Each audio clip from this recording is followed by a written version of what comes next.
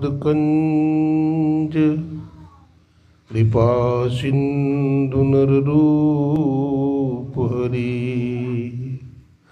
महामोहतम पुंज जासु वचन रविकर निकर।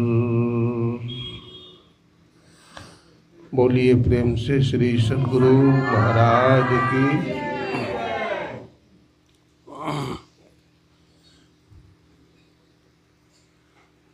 आवागमन के चक्र को मिटाने वाले,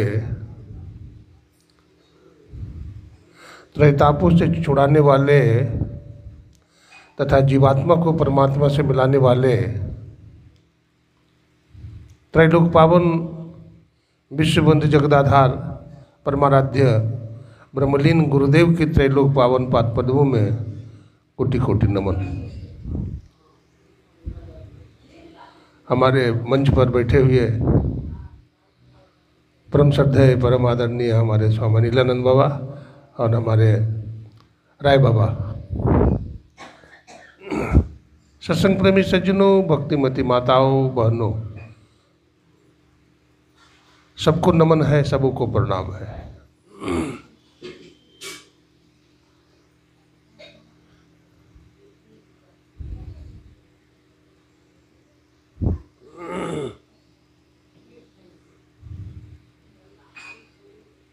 इस संसार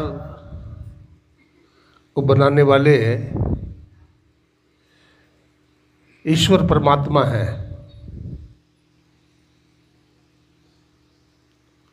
उन्होंने नदी, पहाड़, चांद, सूरज, वृक्ष, 84 लाख प्रकार की जोनियां बनाई है।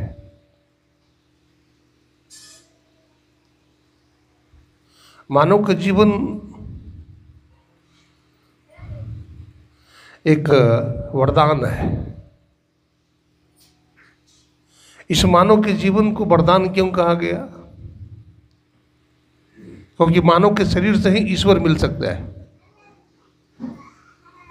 मानव का शरीर भोग जोनी नहीं है, कर्म जोनी है। और ऐसा कर्म जोनी हमें मिला है सत्संग करने के लिए। अगर हम सत्संग नहीं करते हैं, अगर हम भजन नहीं करते हैं, अगर हम सदाचार का पालन नहीं करते हैं, तो समझिए हमारा मानव का जीवन बेकार चला गया। परमात्मा भी हमसे कहेंगे कि भाई तुम्हें मनुष्य का शरीर दिया था भजन करने के लिए, सत्संग करने के लिए, सदाचारी जीवन बिताने के लिए, शुभ शुभ कर्म करने के लिए, लेकिन तुम इन सारे शुभ कर्मों को नहीं किया। अब जो मैं दिया था वापिस ले रहा हूँ। परमात्मा मनुष्य का शरीर छीन लेंगे और गाय, भैंस, हाथी, घोड़ा, कुत्ता, भूत, बैताल कुछ भी बना सकते हैं। उनकी मौज है। अभी सत्संग की महिमा सुन रहे थे। वेद भगवान क्या कर रहे थे? 3 बात बताए। क्या? बुद्धि योग माने सत्संग करना चाहिए। और क्या करना चाहिए? मानस योग का मतलब क्या हुआ? मानस जप करना चाहिए और मानस ध्यान करना चाहिए।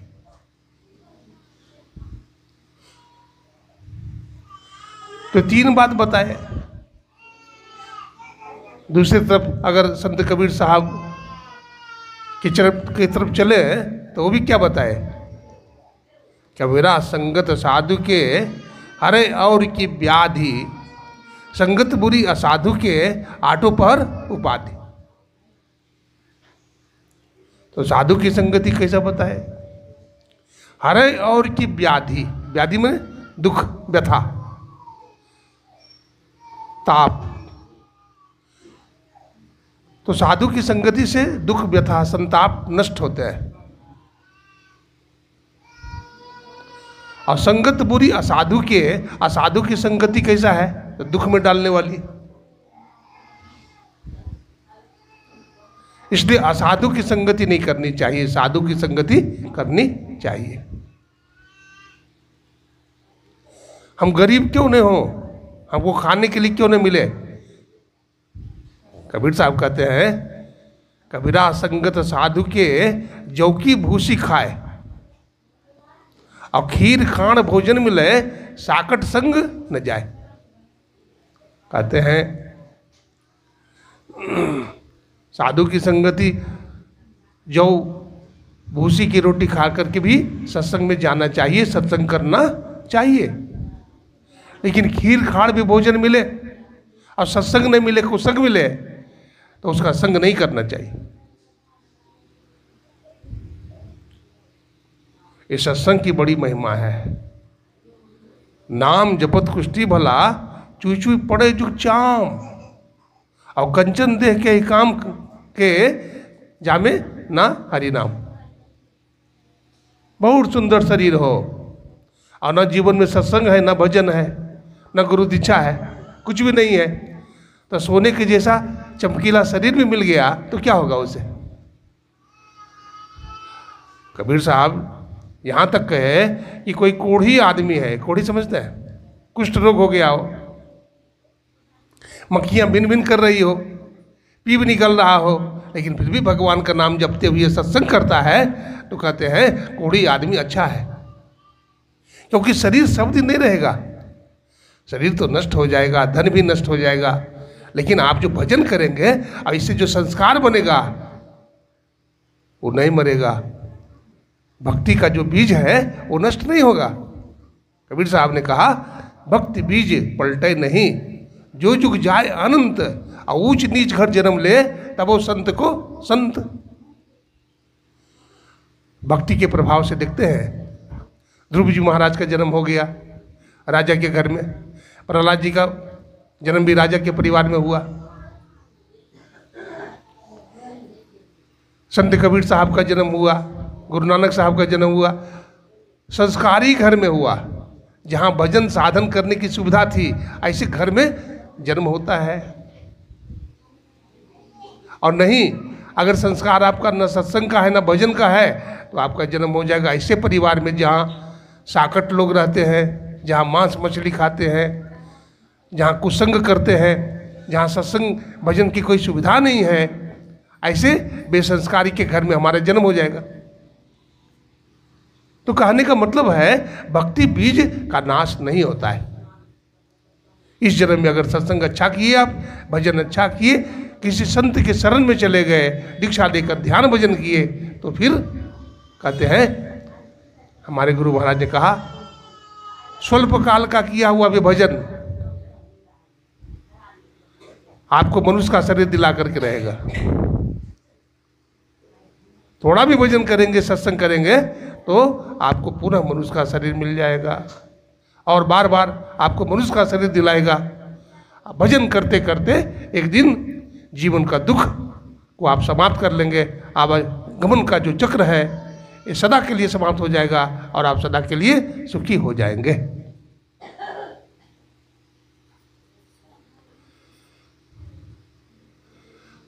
तो मानस जप करना चाहिए। हम लोग जप नहीं करते, हम गप करने लगते हैं, भूल जाते हैं। अभी हमारे स्वामी लीलानंद बाबा बता रहे थे, किसी भी हालत में हो, गरीब हो, अमीर हो, राजा हो, रानी हो, कोई भी हो, देशी हो, विदेशी हो, ईश्वर की भक्ति सब कोई कर सकता है। एक सत्संगी था, वो गुरु महाराज से दीक्षा लिया, बहुत गरीब था, बटैया खेती करता था, बाल बच्चे मेहनत करता था, तो आधा बांट करके मिलता था उसको, तो उसी से जीविका चलती थी। लेकिन सत्संग नित्य प्रति करता था। गुरु महाराज ने कहा, नित्य प्रति सत्संग कर ले प्यारा, तेरा कार सरे सारा। अगर नित्य प्रति सत्संग करेंगे तो सब काम बन जाएगा। और दूसरी बात ये भी है, सत्संग नहीं करेंगे, भजन नहीं करेंगे, तो सब काम बिगड़ भी जाएगा। तो नित्य प्रति सत्संग कर ले प्यारा, तेरा कार सरे सारा, सब काम बनेगा। तो गुरु महाराज से दीक्षा ले लिया, पति पत्नी, फिर धीरे धीरे सत्संग का चस्का बेटा बहू पर भी चढ़ा। बेटा बहू ने भी ले लिया, बेटी भी ले ली, दामाद भी ले लिया, समाज के लोग भी लेने लगे, बहुत लोगों को सत्संगी बना दिया। उसकी ख्याति हो गई, जस फैल गया। देखिए, जो सत्संग करता है, भजन करता है, शुभ काम करता है, तो उसकी ख्याति, उसकी प्रसिद्धि संसार में बढ़ जाती है। बढ़ गया। अब धीरे धीरे वो सत्संगी का सत्संग भजन और बढ़ता गया, लगन और बढ़ता चला गया। अगहन का महीना, धनकटनी का दिन, सब बाल बच्चे चला गया खेत में, और खेत में जाकर के धान काटने लगा। सब पूरा परिवार चला गया, धान काट रहा है, और इधर अपना सब क्षेत्र छरा परा भी चल रहा है। स्तुति विनती प्रारंभ कर दिया। धान काटते काटते क्या हुआ, वो किसान को एक बिच्छू ने डंक मार दिया। जब बिच्छू ने डंक मारा तो जहर फैल गया, विष फैल गया। अब वो किसान जो है, को चक्कर आने लगा माथे में, वो गिर गया। वो अपना बेटा को बुलाया, बोला बेटा बिच्छू काट लिया है, कुछ दवा ले आओ। तो कहा डॉक्टर के पास जाते हैं। तो फिर वो किसान ने कहा बेटा कोई डॉक्टर हमको ठीक नहीं कर पाएगा, बगल में कुप्पा घाट है, तुम गुरु महाराज के पास चले जाओ, बता देना कि फलाना को बिच्छू काट लिया है। उसका बेटा चला गया कुप्पा घाट। तब गुरु महाराज कुर्सी पर बैठे हुए थे। गया रोते हुए, बाबा लोग ने पूछा भाई क्यों रो रहा है? बोला बाबा क्या बतावे, हमारे पिताजी को बिच्छू काट लिया है, विष चढ़ गया है, गिर पड़े हैं, अचेत पड़े हैं। बाबा लोग कहा ठीक है गुरु महाराज के पास चलो। गुरु महाराज के पास ले गया। गुरु महाराज से कहा गया गुरुदेव फलाना जो किसान था ना उसको बिच्छू काट लिया है। तो गुरु महाराज कहते हैं बिच्छू काट लिया है, बिच्छू काट लिया है, कहा कुछ दवा दे देते। गुरु महाराज ने कहा दवा तो बेटा दे दिए हैं, लेकिन दवा नहीं खाता है तो हम क्या करें? तो लड़का पूछा गुरु महाराज क्या दवा दिए हैं? तो अरे तुम्हारे पिताजी को मैंने दीक्षा दिया था, तो दीक्षा में मानस जप बताया था, मानस ध्यान बताया था, करो ना ठीक हो जाएगा। चला गया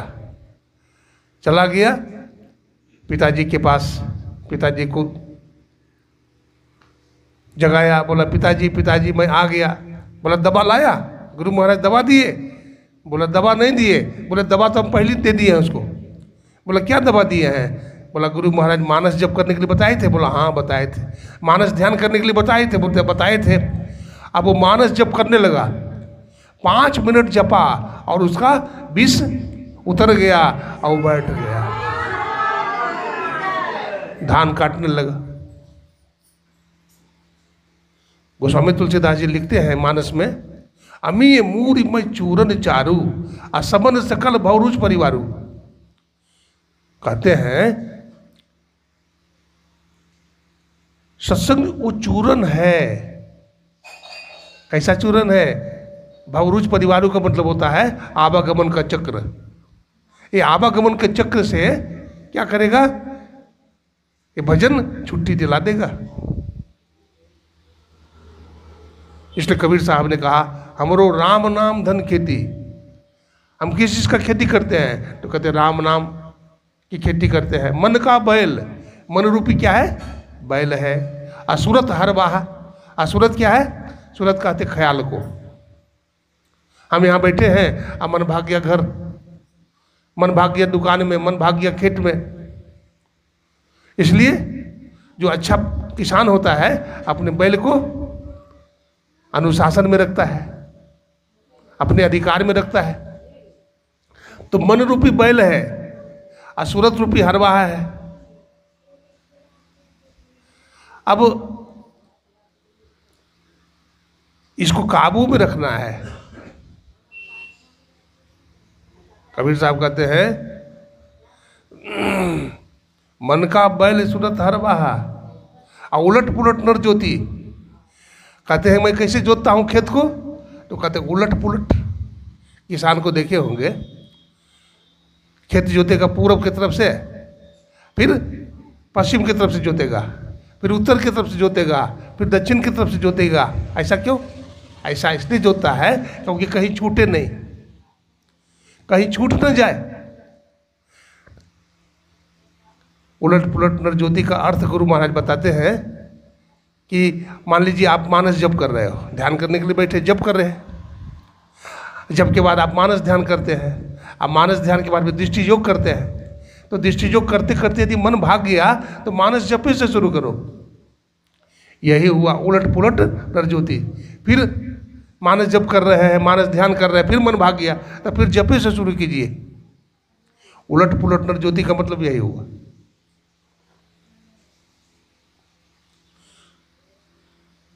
तो सत्संग कीजिए, सत्संग से ज्ञान होता है। सत्संग ज्ञान भूमि है। अगर कोई सत्संग नहीं करेगा तो उसको ज्ञान नहीं होगी, बुद्धि नहीं होगी।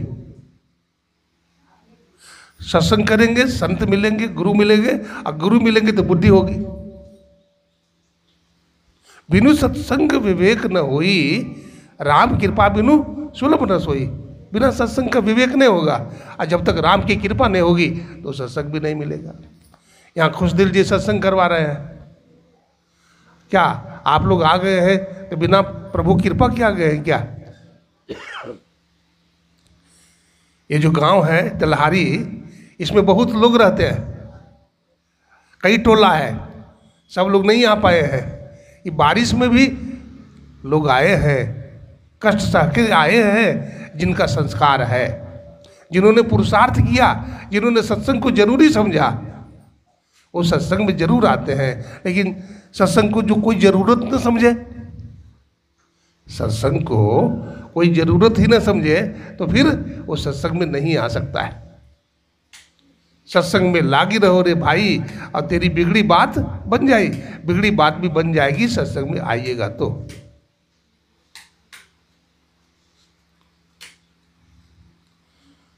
तेरा काज छरय सारा, गुरुदेव कहते, तुम्हारा सब काम बन जाएगा।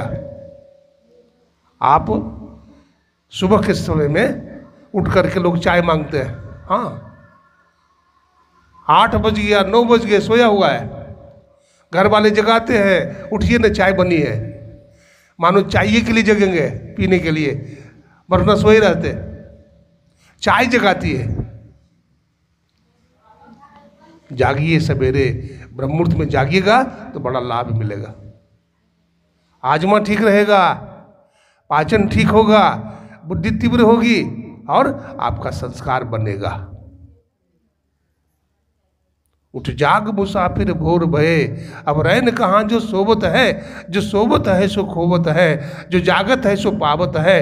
टुक नींद से अंखिया खोल जरा, गुरु जागत है तो सोबत है। उठ जाग मुसाफिर भोर भये, अब रैन कहाँ जो सोबत है।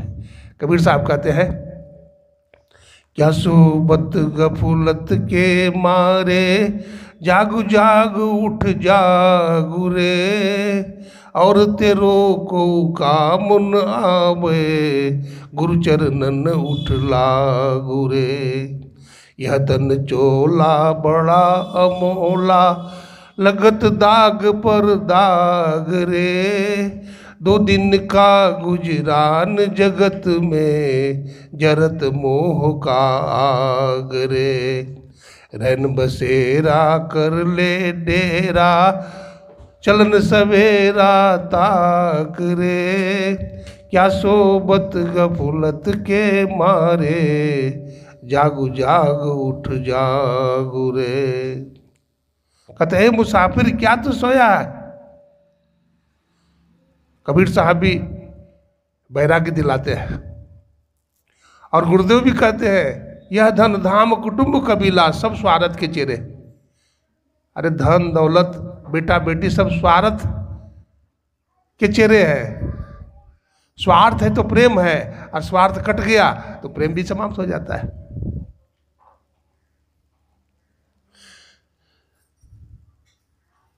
छांदोग्य उपनिषद में आया है, इनको बैरागी हो गया। किनको? संसार में रहते रहते बैरागी होना चाहिए। नहीं, हम घर परिवार में हैं, सड़ रहे हैं, आप गंगा जी में देखते हैं लकड़ी जो है भंवर में पड़ जाता है तो लकड़ी घूमती रहती है और लकड़ी पूरा सड़ जाती है, और लकड़ी को इसे छुएंगे तो फच फच करता है। हम भी गृहस्थी में फच फच करते रहते हैं, सड़ जाते हैं, कीड़ा लग जाता है, लेकिन सत्संग में हम नहीं आते, भजन करने को नहीं सोचते हैं। ये अविवेकी का लक्षण है या ज्ञानी का लक्षण है जो सत्संग में नहीं जाएगा, कुसंग में चला जाएगा, लेकिन सत्संग में नहीं जाएगा। भगवान बुद्ध को वैराग्य हुआ, भगवान महावीर को, गोपी चंद को अभी सुन रहे थे, भर्तृहरि जी को और बाबा गोरखनाथ जी महाराज को वैराग्य हुआ। वैराग्य हमें भी होना चाहिए संसार से।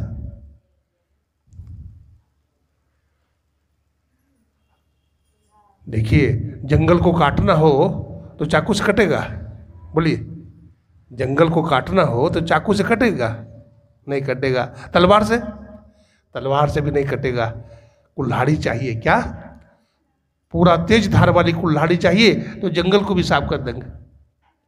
भगवान श्री कृष्ण कहते हैं असंगेन शस्त्रेण दृढ़ेन चित्वा, असंगता रूपी शस्त्र के द्वारा ये त्रैगुणात्मिका जो प्रकृति है, जो बड़ी मोटी है, जिसकी जड़ें जमीन तक चली गई है, उसको तेज कुल्हाड़ी की धार से काट डालो।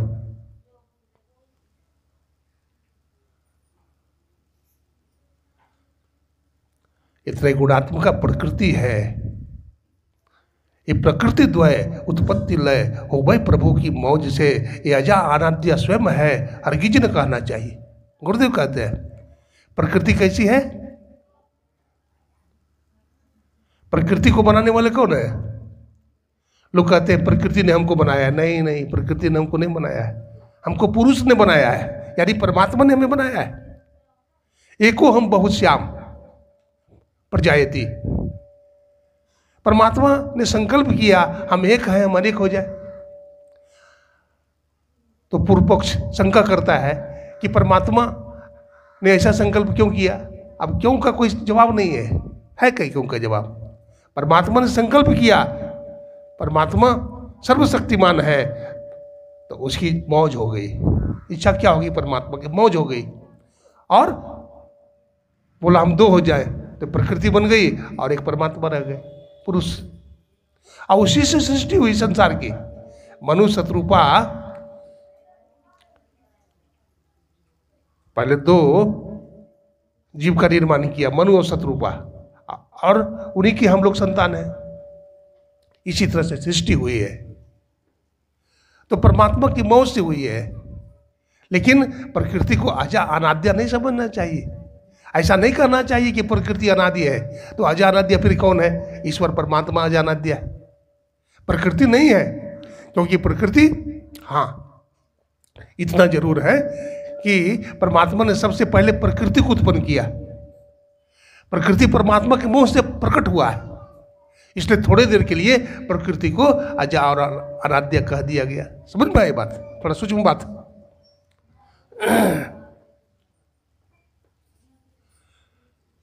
चलिए मोटी मोटी बात पर विचार करेंगे।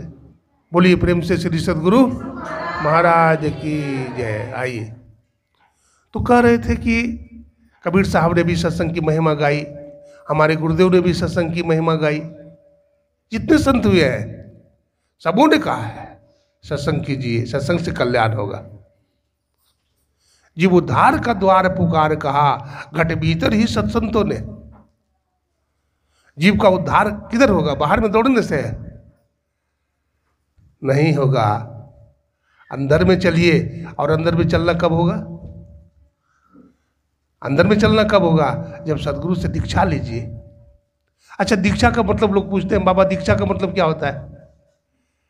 तो दीक्षा का अर्थ होता है दीयति अत्यंतम ज्ञानम इति दी और क्षयंती पापानी इति क्षय। सदगुरु के द्वारा जो मंत्र मिलता है, जो नाम मिलता है, उसको हम जपते हैं तो उससे पापों का क्या होता है? नाश हो जाता है, क्षय हो जाता है। विद्यते हृदय ग्रंथिस छिदन्ते सर्व संशया क्षीयन्ते चास्य कर्माणि तस्मिन् दृष्टि बराबरे। हृदय की ग्रंथि खुल जाती है। गोस्वामी जी लिखते हैं, उघर ही बिमल बिलोचन ही के, मिटहि दोष दुख भव रजनी के, सूझत राम चरित मणिमानिक, गुपुत प्रगट जब जे खानिक, यथा सुवंजन आंजदिगा साधक सिद्ध सुजान, कौतुक देख शैल बन भूतल भूरि निधान। अरे अंदर का नजारा देखते हैं साधक लोग, जो दृष्टि साधन करते अंदर में प्रकाश को देखते हैं। हाँ, जो दृष्टि योग की साधना करते हैं, जो नासाग्र ध्यान करते हैं, जो बिंदु ध्यान करते हैं, उसके अंदर प्रकाश हो जाता है। इसलिए गुरुदेव लिखते हैं, खोज करो अंतर उजियारी, दृष्टिवान कोई देखा है, खोज करो अंतर उजियारी। अरे अंदर में खोजो, बाहर में क्या खोजता है? आंख बंद करो और गुरु युक्ति से बंद करो। हमारे पूज्य पातशाही स्वामी जी महाराज कहते हैं, क्या कहते हैं? अंदर में खोजो, गुरु युक्ति से ताक गगन में, तब जल के एक तारा है। गुरु युक्ति से ताको, गुरु दृष्टि से देखो, तब अंदर में एक तारा, ध्रुव तारा दिखेगा। बड़ा प्रकाश है उसमें, ध्रुव तारा में नहीं, बड़ा तारा होता है। आगे बढ़ते चले जाएंगे प्रकाश मंडल में, प्रकाश मंडल में अचरज ज्योत, बहुत आश्चर्य भरा प्रकाश मिलेगा। 7 तरह का प्रकाश होगा, नीली पीली लाल सफेदी शाही सन्मुख आता है। ये सब प्रकाश देख देख करके आपको विश्वास होने लगेगा कि नहीं, ऐसा प्रकाश तो संसार में नहीं देखा।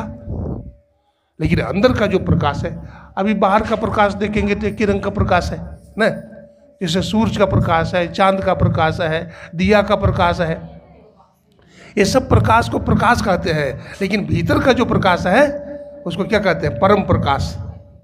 परम प्रकाश की चर्चा गोस्वामी तुलसीदास जी करते हैं। परम प्रकाश रूप दिन राती, नहीं कुछ चाहिए दिया घृत बाती। तो भीतर के प्रकाश को परम प्रकाश कहा। वो व्यक्ति दिव्य हो जाता है जिस पर गुरु की कृपा हो जाती है। जो सदाचारी और शीलवान है, ऐसे पुरुष पर गुरु की कृपा अवश्य होती है। चाहे नारी हो चाहे पुरुष हो, गृहस्थ में ही क्यों न रहे, जो ध्यान भजन करेगा और सदाचारी जीवन बिताएगा, 5 पाप से अपने आप को बचाएगा। गुरुदेव लिखते हैं, जो कोई निष्घट रस चाहो तो अपने को 5 पाप से हरदम खूब बचाओ। एक झूठ, नशा है दूसर, तीसर नारी परके हो, चौथी चोरी, पंचम हिंसा, दिल से न लगा हो। जो कोई निष्घट रस चाहो तो अपने को 5 पाप से हरदम खूब बचाओ। ये 5 पाप से अपने आप को खूब बचाइए। व्यभिचार नहीं कीजिए, चोरी नहीं कीजिए, नशा पान नहीं लीजिए, मांस मछली अंडा नहीं खाइए और झूठ नहीं बोलिए। एक लड़का था, वो मांस बहुत खाता था, मुर्गा का मांस ज़्यादा खाता था वो लड़का। वो मैंने कहा, लड़का क्यों खाता है जी? तुम्हारा माँ बाप नहीं खाता है, तू खाता है छिप करके? बोला, बाबा क्या करे, नहीं छूटे छे। तो क्यों खाता है तू? बोला, क्या करे बाबा, स्वदगर लगे छे। की कहै छै? स्वदगर लगे छे बाबा, एलिए खाइ छी। तोरा स्वदगर लगे छे, मांस खैबो? अरे तेल मसाला स्वदगर लगे छे। बोले, बाबा मुर्दा छे ने, मार के नहीं खलिए? कहलिए मुर्दा छे, उसमें भी हिंसा है। मारने वाला, काटने वाला, बनाने वाला, ये सब करने वाला भी दोषी होता है, इसलिए खाने वाला भी दोषी होता है, इसलिए इसको तुम छोड़ दो। बोला, बाबा ठीक है, आप उसे नहीं खाएंगे बाबा। और लड़का छोड़ दिया, अब फिर सत्संगी बन गया। अब बहुत सत्संग करता है, बहुत ध्यान करता है वो। अब गांव घर में भी जाकर के सत्संग सुनाता है वो। तो ये संग का रंग है। अच्छा संग कीजिए, अपने बच्चों को अच्छी बात सिखाइए, उसको भी सत्संग में ले जाइए। वो आपको ध्यान करते देखेगा ना, आपका बच्चा भी देखेगा। मैं घर में सत्संग करने के लिए गया, छोटा सा बच्चा होगा, करीब 2 साल का होगा। सब लोग ध्यानाभ्यास के बाद देखते हैं, स्तुति विनती के बाद 5 मिनट ध्यान करते हैं, तो उसके माँ बाप भी आंख बंद करके, सब लोग आंख बंद करके बैठे हैं। आज छोटा बच्चा गोद में बैठा हुआ है, वो बच्चा भी आंख बंद कर लिया, चंचलता उसकी समाप्त हो गई, आंख बंद कर लिया। जब श्री सद्गुरु महाराज की जय बोला गया तो वो भी आंख खोल दिया, अब फिर इधर उधर देखने लगा। तो बच्चा को तो कोई ज्ञान नहीं मिला, कोई दीक्षा नहीं लिया। 2 साल के बच्चे को क्या ज्ञान होता है? लेकिन देख करके, है ना, देख करके संग का रंग होता है। अगर बुरा संग करेंगे तो बुरा रंग चढ़ जाएगा, अच्छा संग करेंगे तो अच्छा रंग लग जाएगा। इसलिए सदा अच्छी संगति में रहना चाहिए। सठ सुध रही सतसंगति पाई, पारस परसि कुधातु सुताई। पारस परस कुधातु सुहाई। वाल्मीकि नारद खट जोनी, निज निज मुख निकही निजोनी।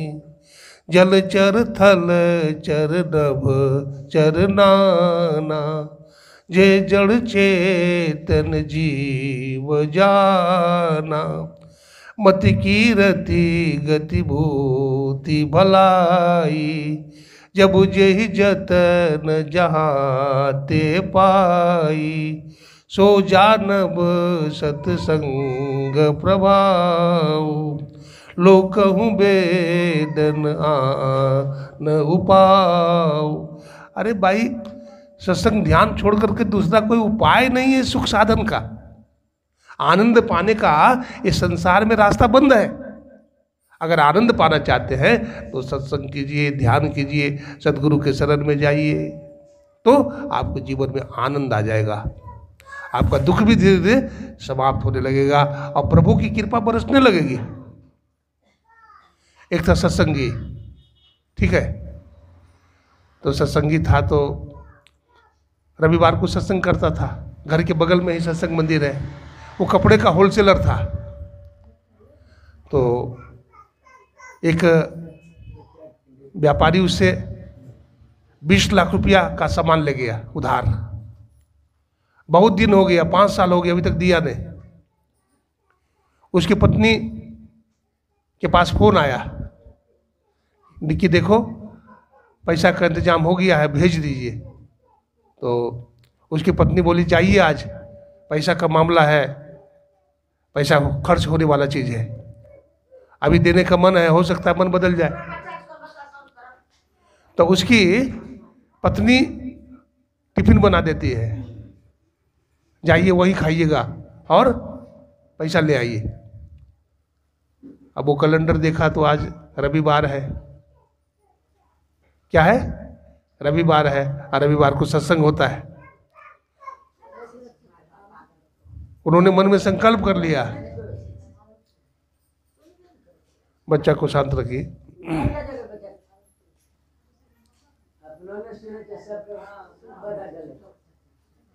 वो संकल्प कर लिया कि हम सत्संग छोड़ करके नहीं जाएंगे तगादा में, पहले हम सत्संग करेंगे। वो चला गया सत्संग मंदिर टिफिन लिए हुए, और वहाँ सत्संग चालू हो गया।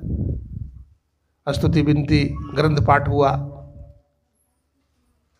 ध्यान कर रहे थे लोग। इतने में वो पहुँच गया वहाँ, तो अपने मित्र के पास जाकर के उसके जांग को थपथपाया, बोला मित्र लो पैसा, बंडल रख दिया 20 लाख का। बोला लो पैसा अपना। तो वो तो आंख बंद करके ध्यान कर रहा था। जब ध्यान पूरा हुआ तो दिखता है मित्र बैठा हुआ है। बोला पैसा तुम्हारा ले आया, लो। अब उसकी आंख से आंसू आ गए। बोला धन्य है गुरुदेव, मैं तगादा में भी नहीं गया, अब पैसा सत्संग मंदिर में ही आ गया। देखो सब काम बन जाएगा। सत्संग में लागी रहो रे भाई, और तेरी बिगड़ी बात बन जाएगी, सब बात बन जाएगा। और सत्संग छोड़ करके केवल दुनिया में सफर करोगे, दुनिया में बौखोगे, चौराहे पर भटकोगे तो धूल बालू फाकोगे, क्या मिलेगा? दुनिया में क्या मिलता है?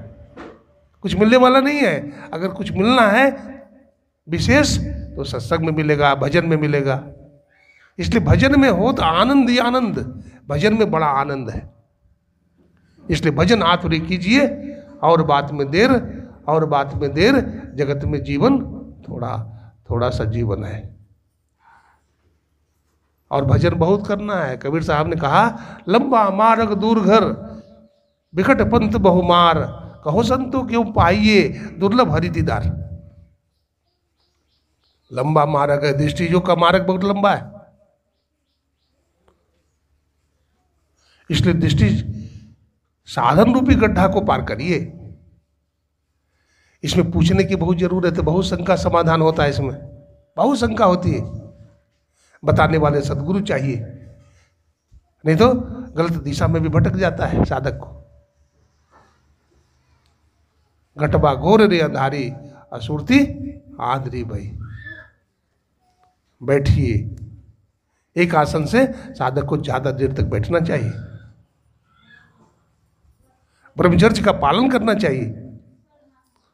टेकी होना चाहिए आदमी को, और लक्ष्य का पक्का होना चाहिए। लक्ष्य भी निर्धारित होना चाहिए। अब किसी को लक्ष्य ही पता नहीं हमको क्या करना है जीवन में, तो वो आदमी लक्ष्य को नहीं प्राप्त करेगा, वो भटक जाएगा। लक्ष्य में शिथिलता नहीं आनी चाहिए, पुरुषार्थ होना चाहिए, है ना? क्या होना चाहिए? पुरुषार्थ होना चाहिए। हम इस जीवन में ईश्वर को प्राप्त करेंगे। रामकृष्ण परमहंस जी महाराज ने संकल्प किया कि हम 3 दिन में प्रभु को पाएंगे, और 3 दिन में प्रभु को पा लिए। संसार में कोई भी काम कठिन नहीं है। न रहो न निराश करो मन को, कुछ काम करो, कुछ काम करो, जग में रहकर कुछ नाम करो। यह जन्म हुआ किस अर्थ हो, समझो जिसमें यह व्यर्थ न हो। कुछ तो उपयुक्त करो तन को, न रहो न निराश करो मन को। कुछ काम करो, कुछ काम करो, जग में रहकर कुछ नाम करो। यह जन्म हुआ किस अर्थ हो, समझो जिसमें यह व्यर्थ न हो। कुछ तो उपयुक्त करो तन को, न रहो न निराश करो मन को। कुछ काम करो, कुछ काम करो, जग में रहकर कुछ नाम करो।